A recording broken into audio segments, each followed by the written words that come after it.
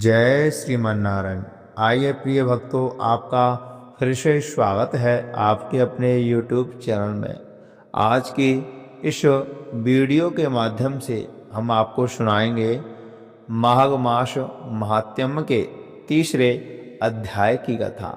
जो भी भक्त सच्ची श्रद्धा और निष्ठा के साथ माघ मास महात्म्य की कथा को श्रवण करता है तो उसे भगवान विष्णु के दुर्लभ वैकुंठ लोक की प्राप्ति होती है और साथ में माघ स्नान में चल रहे कुंभ स्नान के बराबर शुभ फल की प्राप्ति होती है। तो आइए प्रिय भक्तों, कथा प्रारंभ करते हैं। तो बोलिए लक्ष्मी नारायण भगवान की जय, गंगा मैया की जय, सर्व देवी देवताओं की जय।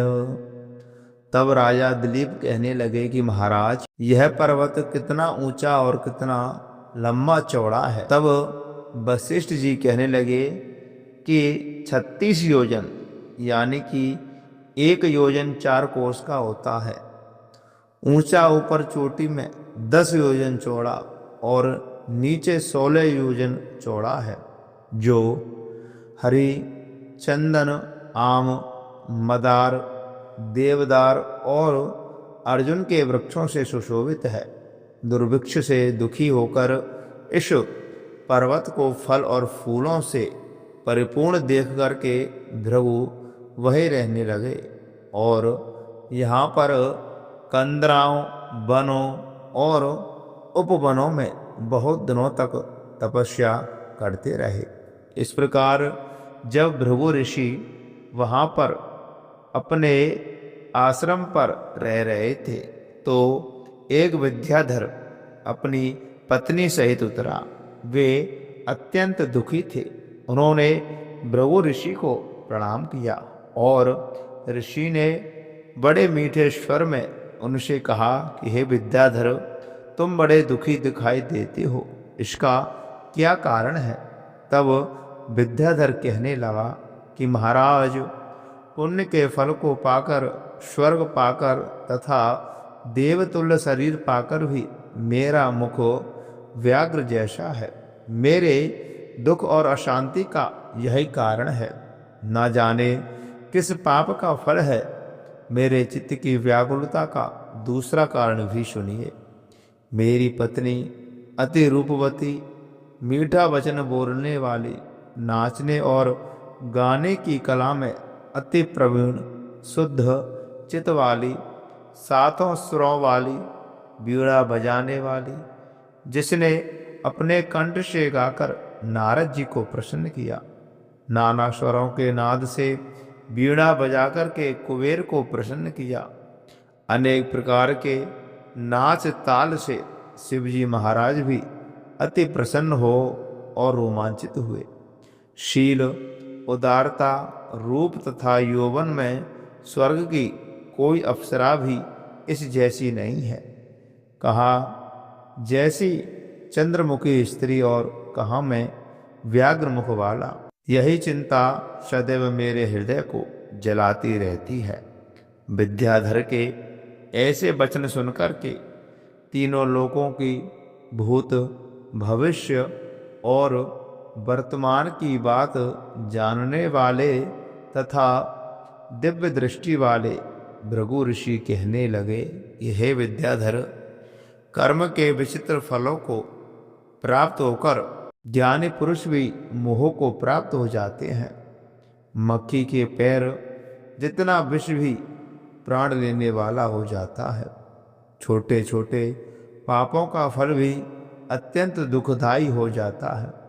तुमने माघ मास की एकादशी का व्रत करके द्वादशी न आने तक शरीर में तेल लगाया, इसी पाप कर्म से व्याग्र हुए।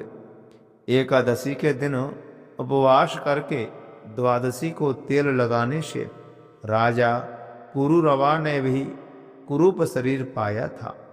तब वह अपने कुरूप शरीर को देख करके दुखी होकर हिमालय पर्वत पर देव सरोवर के किनारे पर रहने लग गई। प्रीति पूर्वक शुद्ध स्नान करके खुशा के आसन पर बैठ करके भगवान कमल नयन के नेत्र शंख चक्र गदा पद्म के धारण करने वाले पीताम्बर पहने बनमाला धारण किए हुए विष्णु का चिंतन करते राजा पुरुरवा ने 3 मास तक निराहार रह करके भगवान का चिंतन किया। राजा के 3 महीने के तप से ही अति प्रसन्न हो गए और माघ की शुक्ल पक्ष की एकादशी को प्रसन्न होकर के भगवान ने अपने शंख के जल से राजा को पवित्र किया। भगवान ने उसके तेल लगाने की बात याद दिला करके सुंदर देवताओं का सा रूप दिया, जिसको देखकर उर्वशी भी उसको चाहने लगी और राजा कृतकृत्य होकर के अपनी पुरी को चला गया। भृगु ऋषि कहने लगे कि हे विद्याधर, इसलिए तुम क्यों दुखी होते हो? यदि तुम अपना यह राक्षसी रूप छोड़ना चाहते हो तो मेरा कहना मानकर जल्दी ही पापों को नष्ट करने वाली हेमकुटी नदी में माघ में स्नान करो, जहाँ पर ऋषि सिद्ध देवता निवास करते हैं। अब मैं उसकी विधि बतलाता हूँ। तुम्हारे भाग्य से माघ मास आज से 5वें दिन ही आने वाला है। पौष शुक्ल एकादशी से इस व्रत को प्रारंभ करो। भूमि पर सोना जितेंद्रिय रहकर दिन में 3 समय स्नान करके महीना भर निराहार रहो। सब लोगों को त्याग कर तीनों समय भगवान विष्णु का पूजन करो। जब तब द्वादशी को शिवजी स्तोत्र और मंत्रों से पूजन करोगे तो तुम्हारा मुख देखकर सभी चकित हो जाएंगे और तुम अपनी पत्नी के साथ सुखपूर्वक क्रीड़ा करोगे। माघ मास के प्रभाव को जानकर सदा माघ में स्नान करो। पाप दरिद्रता से बचने के लिए मनुष्य को सदा यत्न से माघ मास का स्नान करना चाहिए।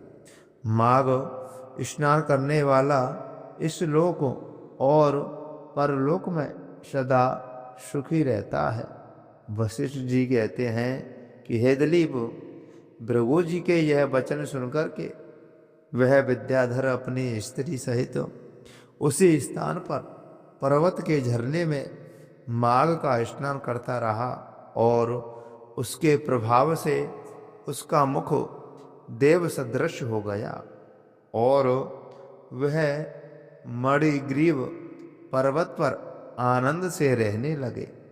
भृगु जी भी नियम की समाप्ति पर शिष्यों सहित इवा नदी के तट पर आ गए।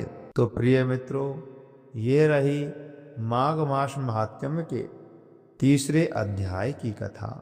जो भी भक्त सच्ची श्रद्धा और निष्ठा के साथ माघ मास स्नान की कथा को श्रवण करता है तो उसे भगवान विष्णु के दुर्लभ वैकुंठ लोक की प्राप्ति होती है।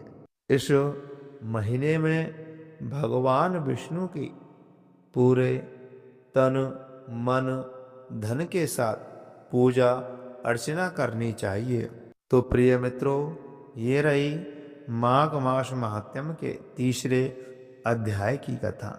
जो भी भक्त इस कथा को अपने सभी मित्रों के पास शेयर करें और वीडियो को ज़्यादा से ज़्यादा लाइक करें। अभी तक आपने हमारे चैनल को सब्सक्राइब नहीं किया है तो सब्सक्राइब अवश्य कर लें। कमेंट बॉक्स में लक्ष्मी नारायण भगवान की जय अवश्य लिखें। जय श्री राधे, जय श्री कृष्ण।